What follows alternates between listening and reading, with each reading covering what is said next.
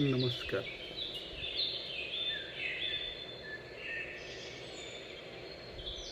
स्वामी समर्थांच्या वचनाचा आजचा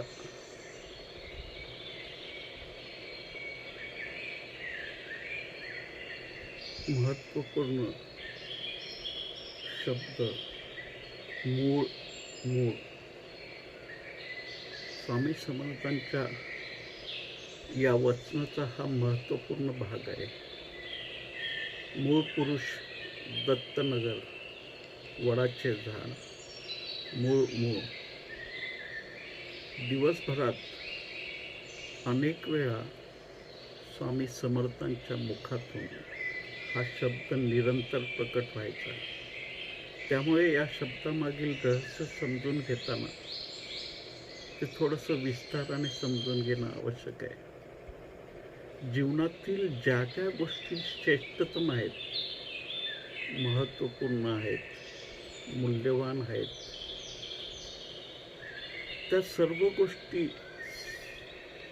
समजून घेण्यासाठी तितक्याच कठीणतम पण आहेत, गूढतम आहेत.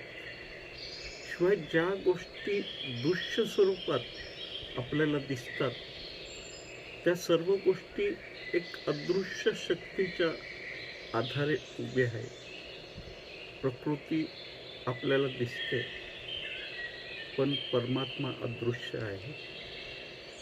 शरीर दृश्य आहे, आपण पाहू शकतो, पण आत्मा दिसत नाही. आत्मा अदृश्य आहे. झाड आपण पाहू शकतो, पण झाड ज्याच्या आधारावर उभे आहे ते मूळ जमिनीखाली अंधारात आहेत. झाड दिसतं, झाडाचे मूळ दिसत नाही. पण जे दिसत नाहीत याचा अर्थ त्याचं अस्तित्व नाही असा होत नाही. दूरवर पसरलेले अंतरिक्ष, अंतरिक्षातील खाली जागेत अनंत शक्ती, अनंत रहस्य दडली आहेत, ज्याचा उलगडा आजही वैज्ञानिकांना झालेला नाही. मला कल्पना आहे तुम्हाला प्रश्न पडला असेल, आता तिथं शोधण्यासारखं असं काय राहिलं आहे. तुम्हाला ऐकून विशेष वाटेल, जे विज्ञान धार्मिक लोकांवर हसत आलं आहे की जो ईश्वर दिसतच नाही, त्याचं अस्तित्व कसं असू शकेल. आणि जे त्याला शोधत आहेत ते सर्व मूर्ख आणि अज्ञानी आहेत. तेच विज्ञान आता अशा गोष्टीचा शोध घेत आहेत ते आपल्याला दिसतच नाही. अभ्यासातून जी नवीन माहिती समोर आली आहे त्यातून तर हे स्पष्ट होत आहे की अंतरिक्षात रिक्त स्थान असं नाहीच. संपूर्ण अंतरिक्ष अदृश्य मॅटरनी भरलेलं आहे. म्हणजे आपल्याला जे काही नजरेस दिसत आहे ते सारे ग्रह, आकाशगंगा हे जे आहे त्याचा खूप छोटासा हिस्सा आहे जे आपल्या नजरेस पडत आहे. असं कोणतं मटेरियल अस्तित्वात आहे जे आपल्या नजरेस दिसत नाही. ज्या मॅटरपासून आपण बनलो आहे, हे सर्व ब्रह्मांड बनलं आहे, त्या व्यतिरिक्त अजून कोणतं मॅटर अस्तित्वात आहे. वैज्ञानिक नजरेस न दिसणाऱ्या अशा अदृश्य गोष्टीचा शोध घेत आहेत. त्याला डार्क मॅटर हा शब्द वापरला जात आहे. जी गोष्ट आपल्या नजरेस पडते, आपल्या उपयोगी येते, तिला आपण मॅटर म्हणतो. ज्याच्यापासून ग्रह तारे बनलेत, मनुष्य बनलाय, ज्यावर आपण उभे आहोत, चालतो फिरतो, ते सर्व पदार्थापासून बनले आहेत. पण अशा देखील गोष्टी अस्तित्वात आहेत ज्याबद्दल आपल्याला कुठलीच कल्पना नाही. ही गोष्ट अशी आहे की जी आपल्या बुद्धीच्या पलीकडील आहे, आपल्या समजण्याच्या पलीकडील आहे. अदृश्य, न दिसणारी, न पाहता येणारी, न त्याला आपण स्पर्श करू शकतो, न त्याला पाहू शकतो, न त्याचा स्वाद घेऊ शकतो, न त्याचा गंध आपल्याला घेता येऊ शकतो.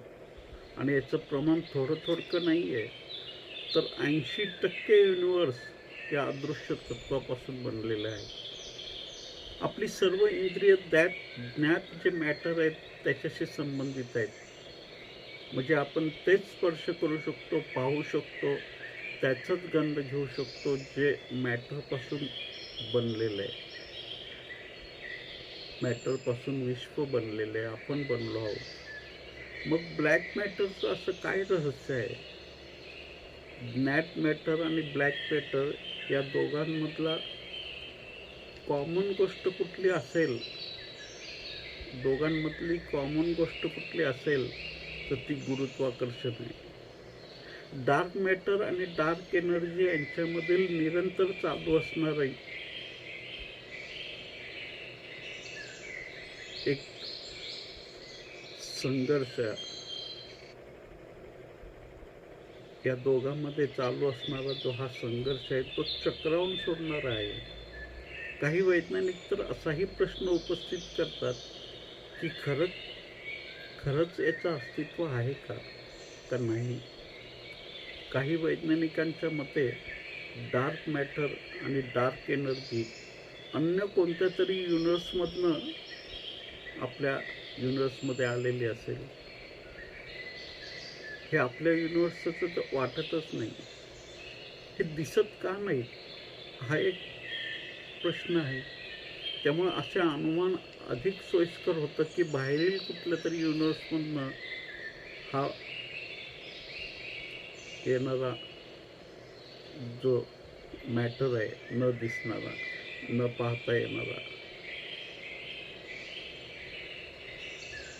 पण गुरुत्वाकर्षण शक्तीच्या प्रभावाबाहेरील कोणत्या तरी युनिवर्समधनं हे कदाचित हे मॅटर येत असावे, असं काही वैज्ञानिकांचं म्हणणं आहे. ब्लॅक मॅटर नेमकं कोणत्या पदार्थापासून बनलं असावं हे कसं जाणता येऊ शकेल?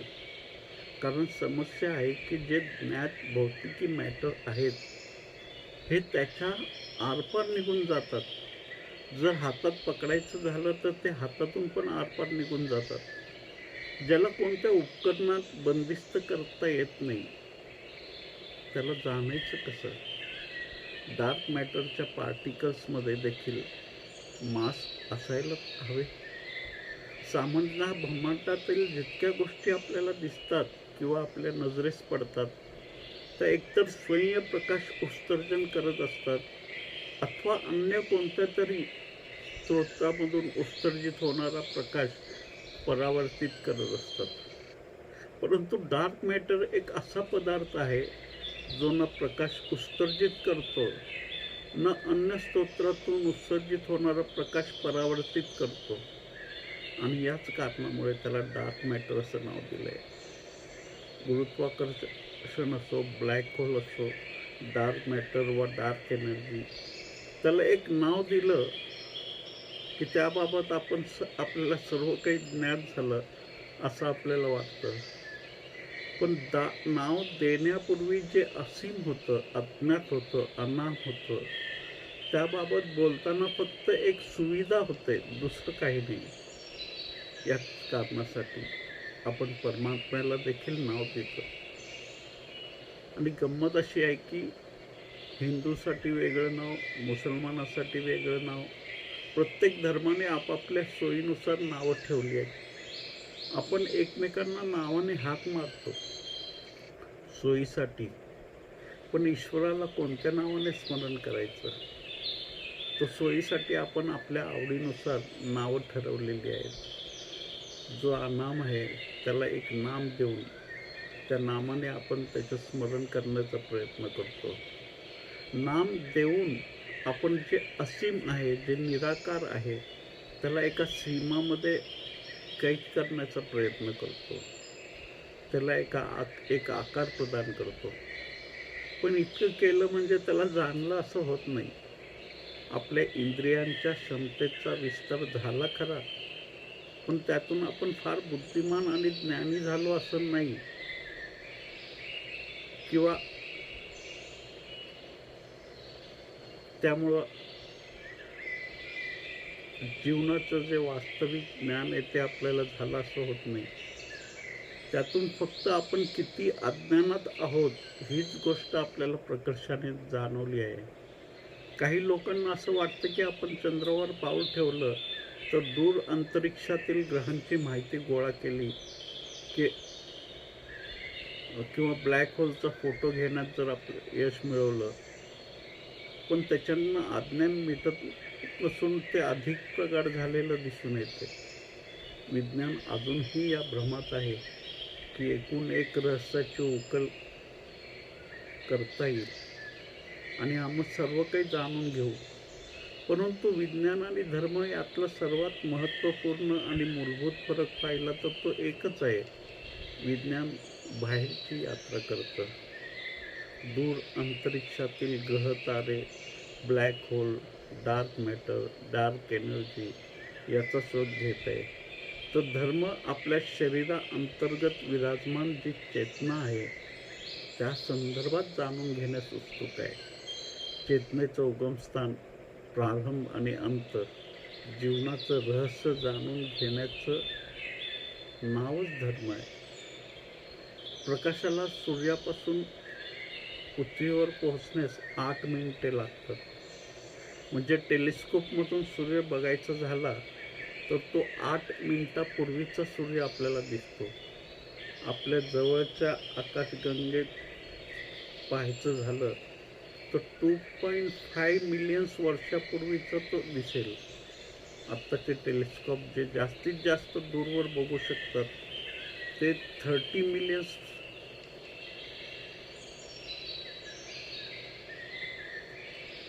दूरपर्यंत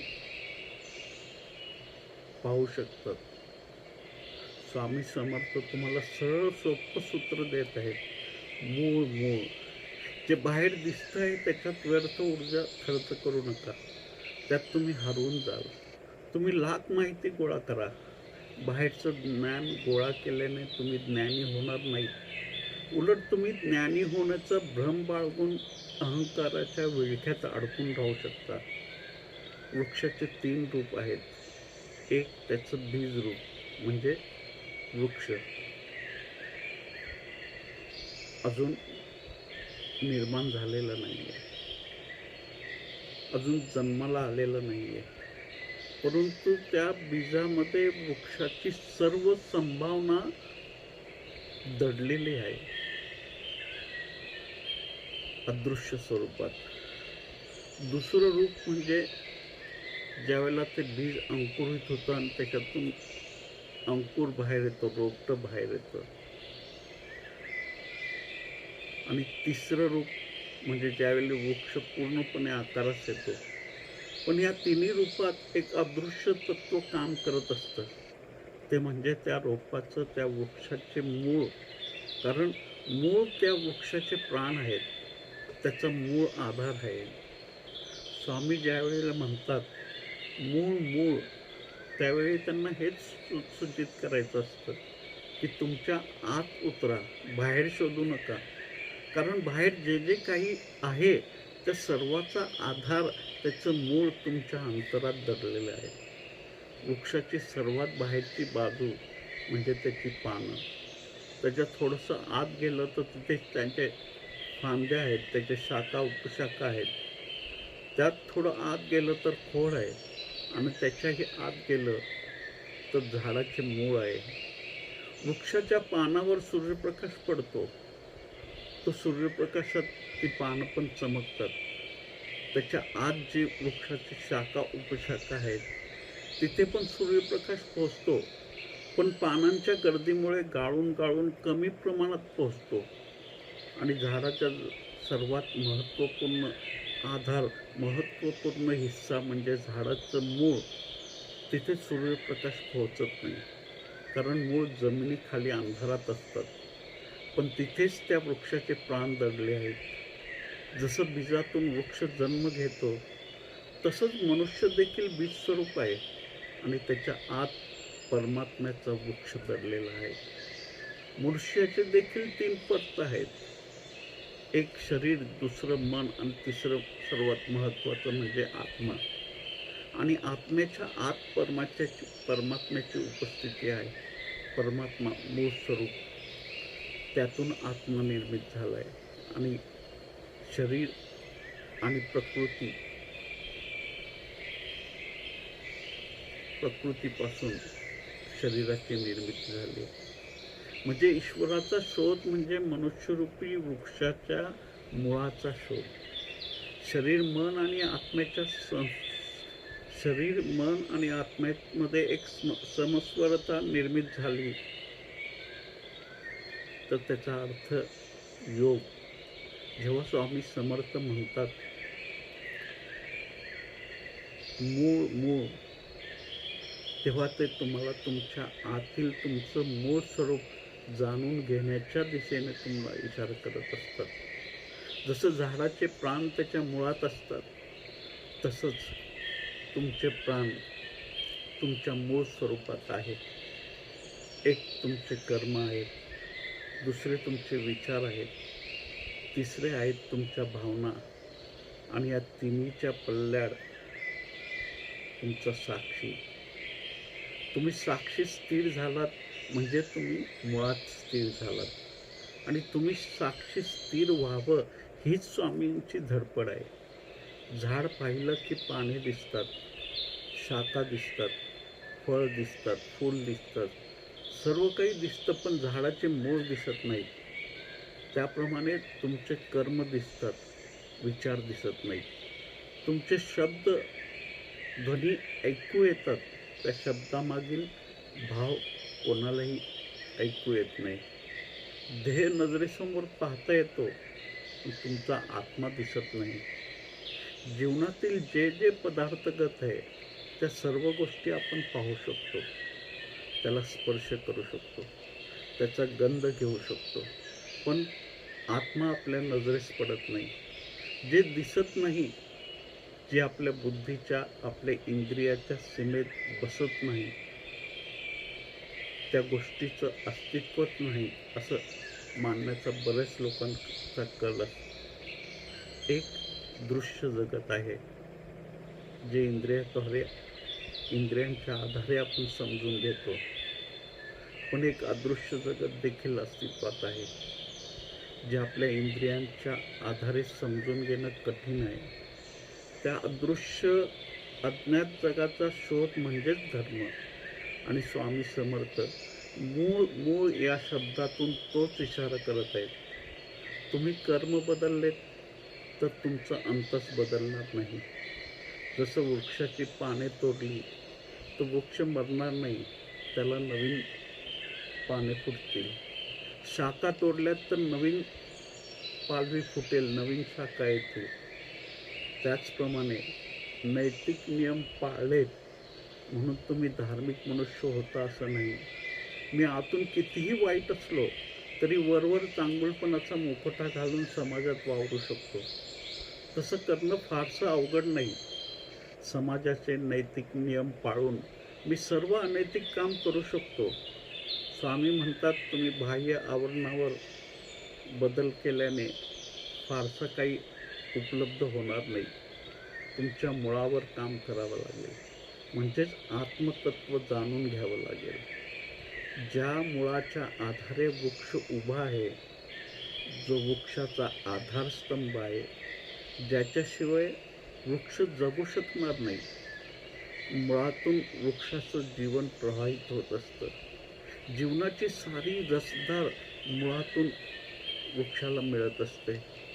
तुम्ही जर पाने, शाखा कापून काढल्या तर जे खोड आहे ते पुन्हा नवीन शाखा घेऊन वाढेल आणि झाड पुन्हा उभं राहील. पण जर तुम्ही मूळ कापून काढलीत तर झाड जास्त दिवस जिवंत राहू शकणार नाही. तसंच तुमच्या जीवनाची प्राण ऊर्जा तुमच्या आत्म्यातून प्रवाहित होत असते. आणि जसं झाड मुळातून जमिनीतील रसधार ग्रहण करत असते, तुमचा आत्मा परमात्म्याची ऊर्जा ग्रहण करत असतो. त्यामुळे जोपर्यंत तुम्ही आत्मतत्व जाणून घेत नाही तोपर्यंत तुम्ही परमात्म्याला जाणू शकणार नाही. स्वामी समर्थांचे हे शब्द स्मरणात ठेवा. आपल्या हृदयाच्या गाभाऱ्यात हे वचन जपून ठेवा. या शब्दांना तुमच्या हृदयात रुजू द्या. तुमच्या श्वासातून प्रवाहित होऊ द्या. हे शब्द तुमच्या जीवनाचे रूपांतरणाचे सूत्र बनू शकतील. स्वामी अतिशय प्रेमपूर्वक तुम्हाला पुन्हा पुन्हा याचे स्मरण करून देत आहेत. नक्की काहीतरी महत्त्वपूर्ण रहस्य या सूत्रामागे दडलेलं आहे. त्याशिवाय दिवसभरात अनेक वेळा स्वामींच्या मुखातून हे शब्द प्रकटले नसते. स्वामींचा जोर कर्मकांडावर नाही, त्यांचा जोर जीवनाचं सत्य जाणून घेण्यावर आहे. आणि सत्य तुम्हाला शास्त्रामध्ये, पुराणात मिळणार नाही, मठ आणि मंदिरात मिळणार नाही, पोथी पूजा पाठातून ते प्रकट होणार नाही. तुम्हाला तुमच्या जीवनाचं मूळ कुठे आहे ते शोधावं लागेल. दोनच मार्ग आहेत. एकतर स्वामींच्या प्रती, अस्तित्वाच्या प्रती समग्र समर्पण, अथवा स्वतःचा प्रामाणिक शोध. तुम्हाला जो सोयीस्कर मार्ग वाटतो तो तुम्ही निवडू शकता. स्वामी जीवनातलं जे सार्थक आहे, जे मूल्यवान आहे, जे श्रेष्ठतम आहे त्या दिशेने इशारा करत आहेत. तुम्ही स्वतंत्र आहात. तुम्हाला अजून सांसारिक गोष्टीच महत्त्वपूर्ण वाटत असतील तर तुम्ही घाई करू नका. कारण सत्य जाणून घेण्याची अभिप्सा एकदा का तुमच्या अंतरी प्रज्वलित झाली की पुढील मार्ग आपोआप मिळत जातो. मूर्छित अवस्थेतून जागरणाच्या दिशेने तुमची वाटचाल सुरू होते. एकच आस, एकच स्थान तुमचं जीवन व्यापून टाकतं. एक तेरे बिना प्राण ओ प्राण के, सांस मेरी सी सकती रही उम्र भर. बांसुरी से बिछड़ जो गया स्वर उसे, भर लिया कंठ में शून्य आकाश ने. दाल विधवा हुई जो कि पतझार ने, मांग उसकी भरी मुग्ध मधुहास ने. हो गया कुल नाराज जिस नाव से, पा गई प्यार व एक मझधार का. बुझ गया जो दिया भोर में दीन सा, बन गया रात सम्राट अंधियार का. जो सुबह रंगता शाम राजा हुआ, जो लुटा आज कल फिर बसा भी वही. एक मैं ही कि जिसके चरण से भला, रोज तिल तिल खसकती रही उम्र भर. एक तेरे बिना प्राण ओ प्राण के, सांस मेरी सिसकती रही उम्र भर. प्यार इतना किया जिंदगी में कि जड़, मौन तक मरघटों का मुखर कर दिया. रूप सौंदर्य इतना लुटाया कि हर भिक्षु के हाथ पर चंद्रमा धर दिया. भक्ति अनुरक्ति ऐसी मिली सृष्टि की, शक्ल हर एक मेरी तरह हो गई. जिस जगह आंख मूंदी निशा आ गई, जिस जगह आंख खोली सुबह हो गई. किंतु इस राग अनुराग की राह पर, वह न जाने रतन कौन सा खो गया. खोजती सी जिसे दूर मुझसे ही स्वयं, आयु मेरी खिसकती रही उम्र भर. एक तेरे बिना प्राण ओ प्राण के, सांस मेरी सिसकती रही उम्र भर. वेश भाए न जाने तुझे कौन सा, वेश भाए न जाने तुझे कौन सा, इसलिए रोज कपड़े बदलता रहा. किस जगह कब का हाथ तू थाम ले, इसलिए रोज गिरता संभलता रहा. कौन सी मोह ले तान तेरा हृदय, इसलिए गीत गाए सभी राग के. छेड़ दी रागिनी आंसुओं की कभी, शंख फूका कभी क्रांति का आग का. किस तरह खेल क्या खेलता तू मिले, खेल खेले इसी से सभी विश्व के. कब न जाने करे याद तू इसलिए, याद कोई कसकती रही उम्र भर. एक तेरे बिना प्राण ओ प्राण के, सांस मेरी सिसकती रही उम्र भर.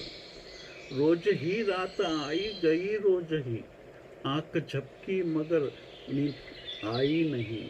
रोज ही हर सुबह, रोज ही हर कली, मुस्कुराई खिल गई तो मगर मुस्कुराई नहीं। नित्य ही रास ब्रिज में रचा चांद ने, पर्ण बाजी बसुरिया कभी शाम की। इस तरह उर अयोध्या बसाई गई, याद भूली न लेकिन किसी राम की।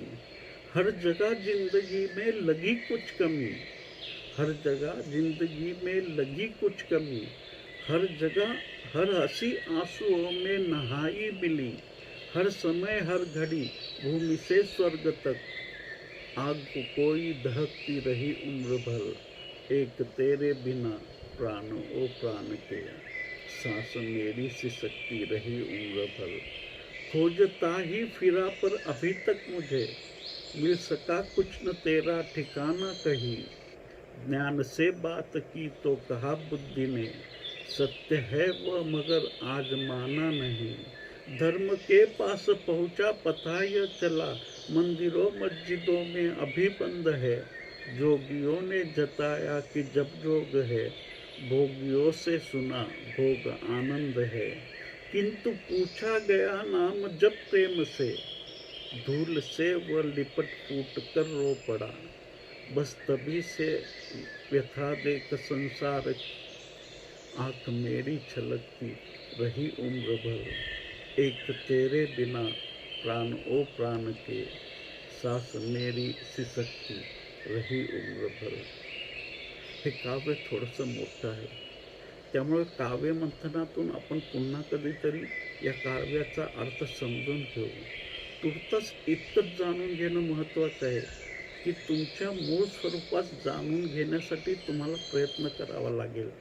स्वामींना खरं समाधान तेव्हाच प्राप्त होऊ शकेल ज्या दिवशी तुम्ही स्वतःचं खरं रूप जाणून घ्याल.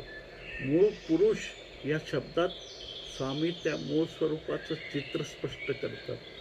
दत्तनगर या शब्दातून तुमच्या आतील देहतत्वात विराजमान असलेल्या परमतत्वाकडे इशारा करतात. वडाचे झाड या प्रतीकातून त्याच्यापर्यंत जाण्याचा निकटतम मार्ग तुम्हाला दाखवतात. आणि मूळ या शब्दातून जीवनाचं परम रहस्य तुमच्यासमोर प्रकट करतात. एक शब्द महत्त्वपूर्ण आहे. एक प्रकारे ईश्वर प्राप्तीचा गुप्त संदेश त्यांच्या या वचनामागे दडला आहे.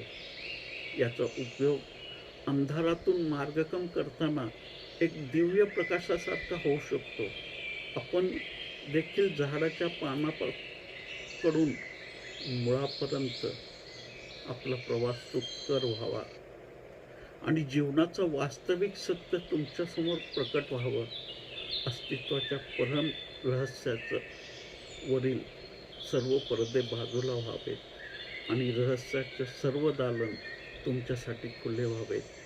तुमच्या मूळ स्वरूपाचं दर्शन तुम्हाला व्हावं. या प्रार्थनेसह मी आजची चर्चा पूर्ण करतो. आपण सर्वांनी ज्या प्रेमाने, ज्या आस्थेने, ज्या श्रद्धेने स्वामी समर्थांच्या वचनाचा अर्थ समजून घेण्याचा प्रयत्न केला,